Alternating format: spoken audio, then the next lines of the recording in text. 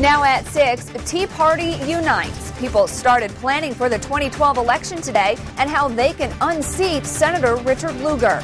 Good evening, I'm Alyssa Ivinson. Tea Party members from all across Indiana gathered in Tipton this morning. News Channel 15's Don Austin was there and explains how they plan to unify and support one candidate in 2012 U.S. Senate race.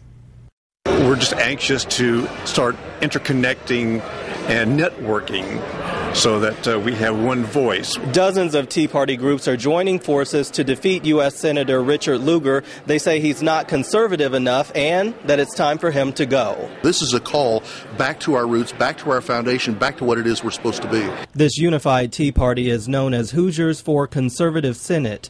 Nearly 200 people showed up for Saturday's meeting in Tipton. About 70 smaller Tea Party organizations were represented. Even though a lot of these groups are smaller, once they organize together, they become a much larger force to deal with. And if we're on the same path and we're making the same choices, then we can make a bigger impact on anything that we do. The plan to unify and throw their support to one Tea Party candidate in the 2012 U.S. Senate primary. What we found in the last Senate election was when the Tea Parties pushed their particular candidate but didn't rally behind a conservative candidate, that they got the candidate that none of them wanted. We can't repeat that. This is just the beginning of what's sure to be a long process. Pat Miller said there's more work ahead, educating people about Senator Lugar's record, raising campaign money, and maybe the most challenging of all, choosing a candidate. In the meantime, they're sending a letter to the senator asking him to retire at the end of his term. This letter will let him know, thank you for what you've done. We respect you greatly as a person